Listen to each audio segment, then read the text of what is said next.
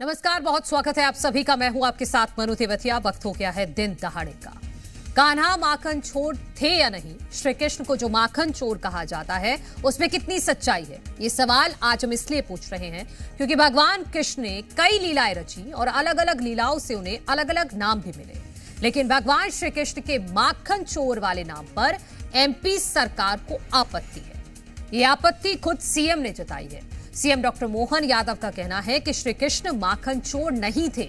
सरकार श्री कृष्ण के ऊपर से ये टैग हटाने के लिए अभियान चलाएगी और ऐसे में कथावाचकों और धर्म गुरुओं से भी अपील की जाएगी कि वो इस बात को आगे बढ़ाएं। साथ ही मुख्यमंत्री डॉक्टर मोहन यादव भी अलग अलग मंचों पर अपनी बात रखें।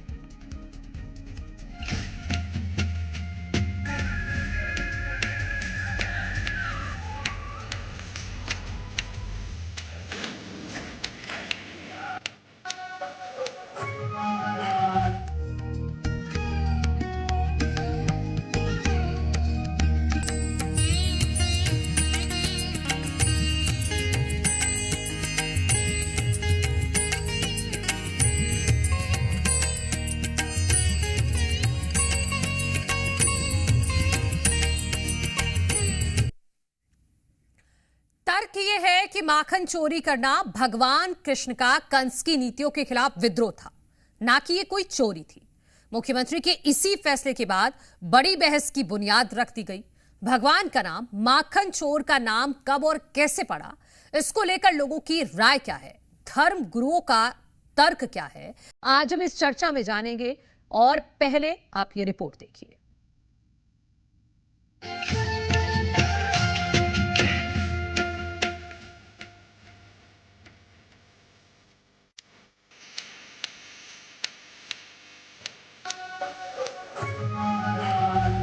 जन्माष्टमी पर मटकी फोड़ने की परंपरा है। गली गली में मनाए जाने वाले इस उत्सव की कहानी हम सबको पता है। दरअसल ये श्री कृष्ण की माखन चोरी की लीला है, जिसे कृष्ण भक्त त्योहार पर दोहराते हैं। धर्म ग्रंथों में कहा गया है कि गोपियां कृष्ण से माखन बचाने के लिए मटकी को ऊंचाई पर टांग कर रखती थी, लेकिन श्री कृष्ण कुछ उसी तरह से उस मटकी तक पहुंच जाते थे जैसे कि हर जन्माष्टमी पर बच्चों को मटकी फोड़ने के लिए वहां तक पहुंचते हुए हम सभी ने देखा है। हालांकि एमपी के सीएम का मानना है कि भगवान श्री कृष्ण माखन चोर नहीं थे। यही नहीं, अब एमपी सरकार श्री कृष्ण को माखन चोर कहने के खिलाफ अभियान चलाएगी। इस काम में प्रदेश का संस्कृति विभाग जुटेगा, धर्म गुरुओं को लगाया जाएगा। कंस के घर जो माखन जाता था, भगवान कृष्ण का वो आक्रोश भी था कि ये जो कंस हमारा माखन खा करके हम पे जो अत्याचार कर रहा है, तो माता पिता से लेकर गांव तक उन्होंने वो आक्रोश बताने के लिए बाल बाल की टीम बना करके एक अपना माखन अपन खाओ या छोड़ दो, मटकी फोड़ दो, लेकिन हमारे दुश्मन को माखन नहीं पहुंचना चाहिए। ये जो भगवान कृष्ण का दृष्टिकोण था, सच अर्थ में वो विद्रोह भी था उस समय का, जिसके आधार पर भगवान कृष्ण ने संदेश देने का प्रयास किया। जाने अनजाने हम भगवान के उस विद्रोह को पता नहीं क्या कहने लग जाते हैं। अब शब्द को बोलना भी बड़ा खराब लगता है। एमपी के सीएम के अपने तर्क हो सकते हैं। भगवान को किसी चीज को चुराने की जरूरत क्या है, ये तर्क भी जायज है। सब कुछ तो उन्हीं का है, सब में तो वही है। लेकिन तभी ग्रंथों में लिखे माखन चोरी के मर्म पर जाएं तो पता चलता है कि माखन को मन में सार की तरह यानी प्रतीक माना गया है। माखन की तरह ही भक्ति से हृदय का सार निकलता है। कृष्ण इसी भक्त हृदय के माखन को चुरा लेते हैं। यही चोरी शरारत कोई वास्तविक चोरी नहीं, बल्कि प्रेम का खेल है। भगवान भक्तों के घर उनके प्रेम का आनंद लेते हैं। माखन चोरी कोई चोरी नहीं है, बल्कि निर्दोष आनंद है। ये ईश्वर से बच्चे की तरह स्नेहपूर्ण संबंधों को भी दिखाता है। ईश्वर इस लीला के जरिए ये भी दिखाते हैं कि जब वो मानव रूप में आते हैं तो प्रतीकों के जरिए खुद को व्यक्त करते हैं और सीख देते हैं। वैसे एमपी सरकार का एक तर्क ये भी है कि माखन चोरी दरअसल चोरी नहीं, बल्कि कंस की नीतियों का विरोध था, विद्रोह था। जाहिर है अब देखना ये होगा कि धर्म गुरु कैसे श्री कृष्ण की लीलाओं की व्याख्या करते हैं। ब्यूरो रिपोर्ट, जी मीडिया। तो माखन चोर नहीं थे भगवान, इसी को लेकर अभियान चलाएगी मोहन सरकार। इसी पर चर्चा करने के लिए मेहमान हमारे साथ जुड़ गए हैं। वेद मूर्ति रामकिशोर वैदिक जी हमारे साथ जुड़ गए, बहुत बहुत स्वागत है आपका। अनिल आनंद महाराज जी हमारे साथ हैं, हिंदू धर्मगुरु, आपको भी बहुत बहुत स्वागत है। हमारे सहयोगी अनिल नागर भी भोपाल से हमारे साथ जुड़ गए हैं। पहले अनिल, मैं आपका ही रुख कर लेती हूँ, वहां के लोगों की क्या प्रतिक्रियाएं हैं, और एक बार हमारे दर्शकों को समझाइएगा कि किस तरह से संस्कृति विभाग इसको लेकर अभियान चलाएगा। देखिए मनु, जन्माष्टमी के पर्व पर सीएम डॉक्टर मोहन यादव ने अलग अलग मंचों से ये कहा था कि भगवान श्री कृष्ण जो है वो माखन चोर नहीं है, और कंस द्वारा जो अत्याचार किया जाता था उसके विरोध में वो माखन खाकर विरोध जताते हुए नजर आते थे। लेकिन इतिहास में गलत कहानी गढ़ी गई, जिसके चलते देखेंगे कि भगवान श्री कृष्ण को माखन चोर कहा जाने लगा। और अब मध्य प्रदेश संस्कृति विभाग जो है ये अभियान चलाएगा और इस टेग को हटाएगा। जैसे कि भगवान श्री कृष्ण को माखन चोर कहा जाता है, इस टेग को हटाया जाएगा और अलग अलग मंचों से साधु संतों द्वारा भी ये बताया जाएगा। और सीएम डॉक्टर मोहन यादव खुद अलग अलग मंचों से आने वाले दिनों में ये कहते हुए नजर आएंगे। देखेंगे कि भगवान श्री कृष्ण के भक्त जो है मेरे साथ मौजूद है, उनसे भी चर्चा कर लेते हैं। सर, मध्य प्रदेश सरकार ने ये फैसला लिया है कि भगवान श्री कृष्ण को जो माखन चोर कहा जाता है वो माखन चोर नहीं कहा जाए। जी सही है, नहीं कहा जाए माखन चोर। सही फैसला है सरकार जी का। अब तक हम देख रहे हैं भगवान श्री कृष्ण को माखन चोर कहते आ रहे थे। जी, माखन चोर नहीं, उनकी लीला थी वो। माखन को गोपियों में और कृष्ण में माधुर्य प्रेम था। माधुर्य प्रेम के कारण उनमें इतना लगाव था कि वो किसी के भी घर जाकर वृंदावन में जो भी उनसे इच्छित चीज़ रहती थी, जैसे माखन हुआ, दूध हुआ, ये ले लेते थे। चुराना, सब चोर शब्द गलत है। मानते इस बात को कि अब तक भगवान श्री कृष्ण को माखन चोर गलत कहते आए, सरकार अब बड़ा फैसला ले रही है, अभियान चलाएगी इस शब्द के खिलाफ।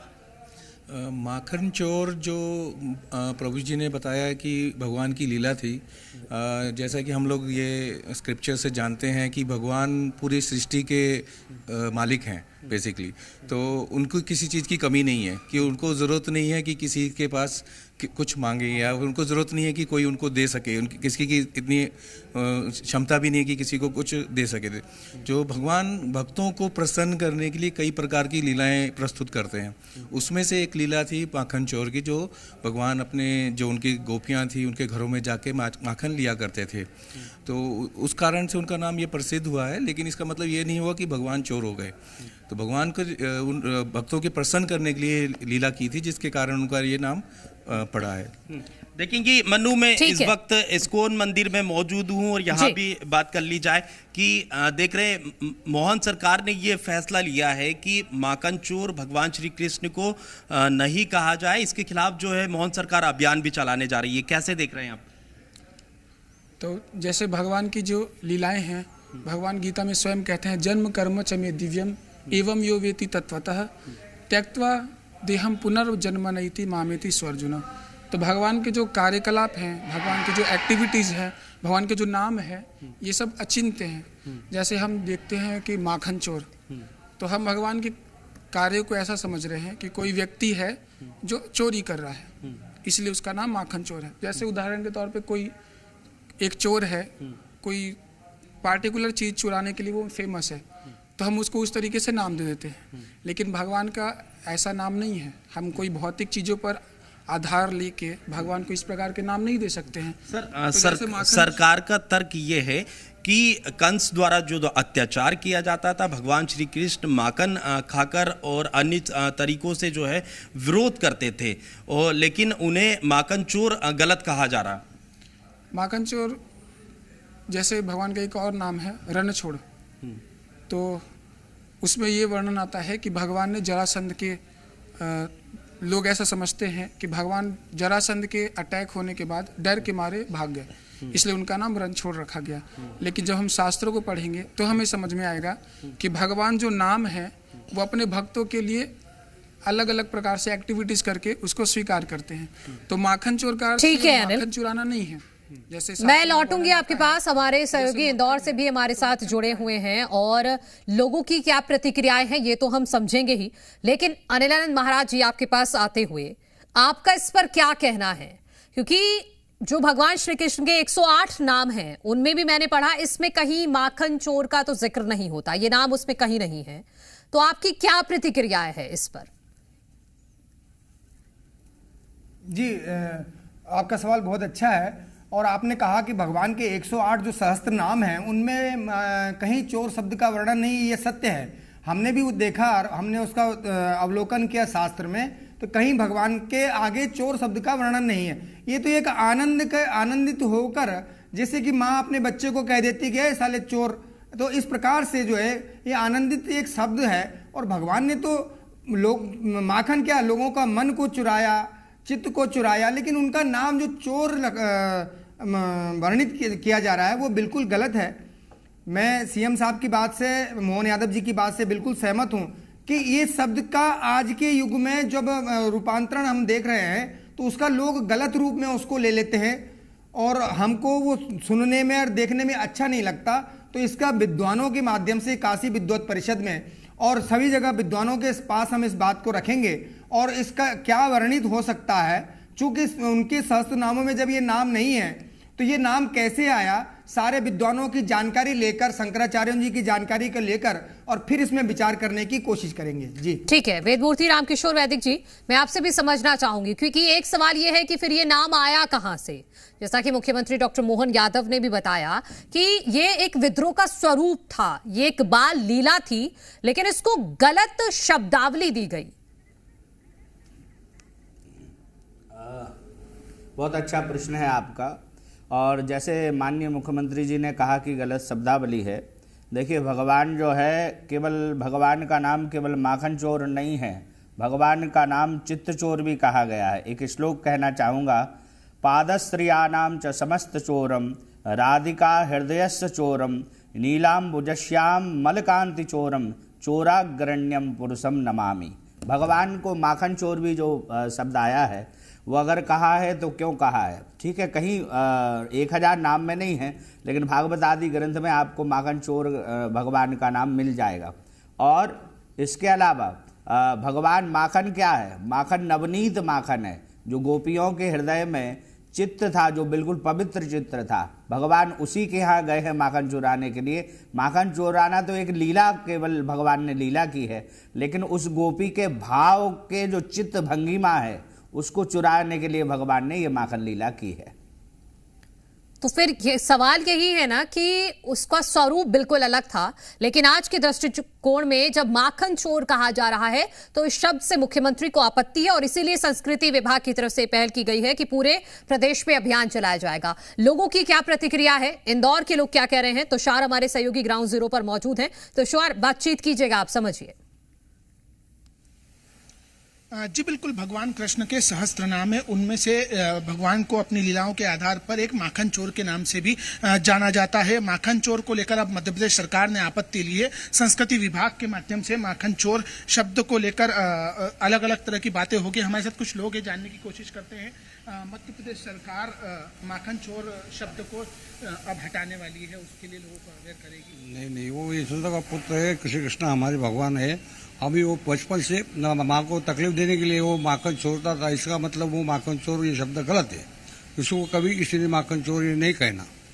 ये हमारा हटाने की बात कर रही है? नहीं, माखन चोर ये शब्द सरकार ने हटाना नहीं चाहिए और किसी ने उनको चोर बोलना नहीं चाहिए। बिल्कुल, और भी कुछ लोग जानने की कोशिश करते हैं।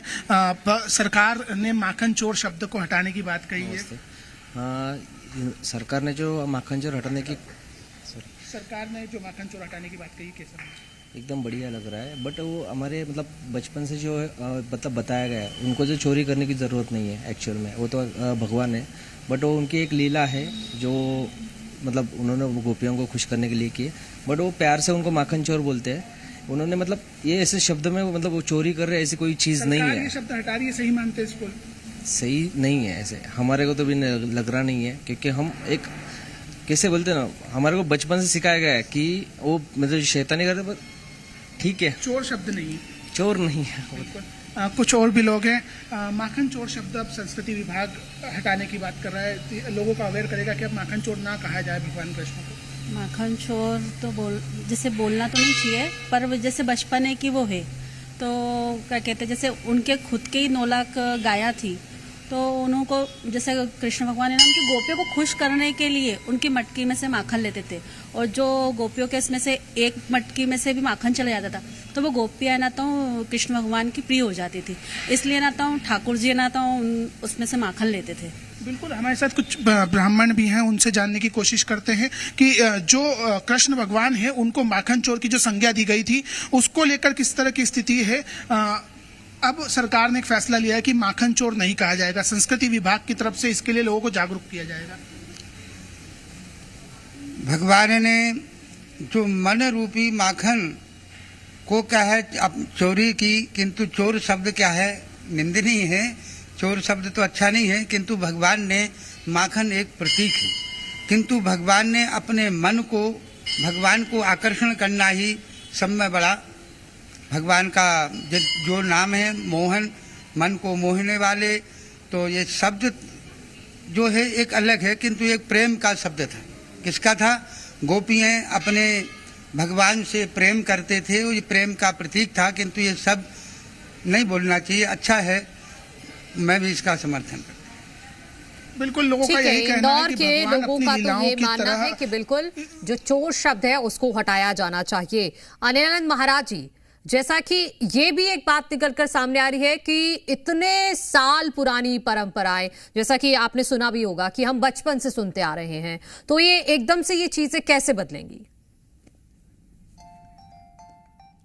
नहीं, इसमें मेरा एक थोड़ा सा एक तर्क था कि मुगल काल के समय में जब हमारे वेदों को, पुराणों को खंडित किया गया और नष्ट करने की पूरी कोशिश की गई, तो उस समय आपको देखा होगा कि जब जाति का वर्णन किया गया कि जो दो वेदों को याद करके वो द्विवेदी हो गए, 3 वेदों को याद कर लिया वो त्रिवेदी हो गए, 4 वेदों को याद कर लिया वो चतुर्वेदी हो गए। उस समय फिर से शास्त्रों का हमारे विद्वानों ने इसका रूपांतरण किया। उसमें मैंने फिर से आपसे एक बार आग्रह किया कि हम काशी विद्वत परिषद में और हमारे सारे देश के विद्वानों के सामने भी ये बात रखेंगे कि वास्तविक ये शब्द आया कैसे, लेकिन इसको मंथन करने के बाद ही माखन निकलेगा। क्योंकि भगवान तो एक लीला करने इस धरती पर आए थे और उनके सहस्त्र नाम है, जिस नाम में ये चोर शब्द का कहीं पर है वर्णन धार्मिक ग्रंथ में, कहीं इस चोर, माखन चोर का इसका वर्णन है क्या? आप थोड़ा सा हमारा ज्ञानवर्धन कर दीजिए। जी नहीं, ग्रंथ में वर्णन है लेकिन नामों में वर्णन नहीं है। जो भगवान के 108 और सहस्त्र नाम है, हाँ। उसमें कहीं नामों में वर्णन नहीं है, ग्रंथ में वर्णन है। हाँ। तो मैंने वही निवेदन आप सब जनता जनार्दन से किया कि जब हमारे वेद पुराणों की चोरी हो रही थी, वेद पुराणों को नष्ट किया जा रहा था, तो ये भी हो सकता है कि उस समय वेद पुराणों को किसी दूसरी दिशा में मोड़ने के लिए और हमारे भगवान को इस प्रकार से कोई गलत नाम की संज्ञा देने के लिए भी लोगों ने कुछ कार्य कर सकते हैं। इसलिए हमने कहा कि हम विद्वत परिषद में ये बात रखेंगे, क्योंकि ये बहुत बड़ा विषय है, हमारे ठाकुर जी का विषय है, तो एक अकेला व्यक्ति इसका कोई निर्णय नहीं ले सकता। हम सीएम साहब की बात का समर्थन करते हुए इस बात को विद्वत परिषद में रखेंगे कि वास्तविकता होना क्या चाहिए। ऐसा है कि जब कहते तो यह है कि पूरे वृंदावन का आसपास का माखन जो है कंस के महल में चला जाता था, तो हो सकता है कि भगवान ने कंस को सबक सिखाने के लिए भी ये लीला करी हो। हाँ, ये इसी बात का जिक्र मुख्यमंत्री ने किया है कि उसी का विद्रोह करने के लिए दरअसल वो ऐसा किया करते थे और ये एक लीला थी। जी, तो क्योंकि जब सारा पूरे गांव का माखन जो है कंस के महल में चला जाए तो भगवान को कहीं प्रतिकार करने के लिए, उसको सबक सिखाने के लिए और ये छोटी छोटी लीलाएं भगवान को करनी पड़ी। और उसका कुछ विधर्मियों ने, कुछ जो अधार्मिक लोग हैं, हो सकता है कि उन लोगों ने इस नाम का अधिक ज़्यादा उसमें वर्णित कर दिया हो। तो इसलिए मेरा सभी से और आप सबसे निवेदन और आग्रह है कि इस विषय को विद्वत परिषद में रखकर और इसका दूध का दूध और पानी का पानी निकाला जाए। रामकिशोर वैदिक जी, आप भी इस पर प्रकाश डालिएगा कि क्या कहीं पर इस तरह से जिक्र होता है जिस तरह से आज के दौर में दर्शाया जाता है, माखन चोर की जो संज्ञा दी गई है, क्या है हमारे पुराणों में, हमारे शास्त्रों में क्या लिखा है इसके बारे में? देखिए जो सीएम साहब ने जो कहा कि कंस का अत्याचार होता था, कंस ने कर लगा के रखा था। अब जिसके पास जैसे जो व्यापारी है तो व्यापारी धन देगा, अब ग्वाल वालों के पास कुछ नहीं था तो वो माखन जो है कर के रूप में कंस के यहाँ पहुँचता था। तो भगवान जैसे ही बड़े हुए और बड़े होने के बाद भगवान जब घर से बाहर निकले तो अपने जो मित्र बनाए तो उनमें देखा कोई बिल्कुल दुबला पतला हो रहा है। उससे पूछा भैया तेरे यहाँ कुछ खाने को नहीं है? तो कहा कि खाने को तो बहुत सारी चीज़ें हैं, लेकिन माँ सब कर के रूप में कंस के यहाँ भेज देती हैं। और वो कर क्या था? माखन दूध दही यही वही होता था। तो भगवान ने फिर उसी समय ये बनाया कि आज के बाद हम ये निर्णय कर रहे हैं, कल से ही कोई भी व्यक्ति माँ के यहाँ से पहले ही माखन हम चुरा के खा जाएंगे तो सब हम लोग हृष्ट-पुष्ट रहेंगे। मेहनत करने के लिए वृंदावन के ग्वाला और माल खाएं मथुरा के लाला, ये तो होने ही नहीं देंगे।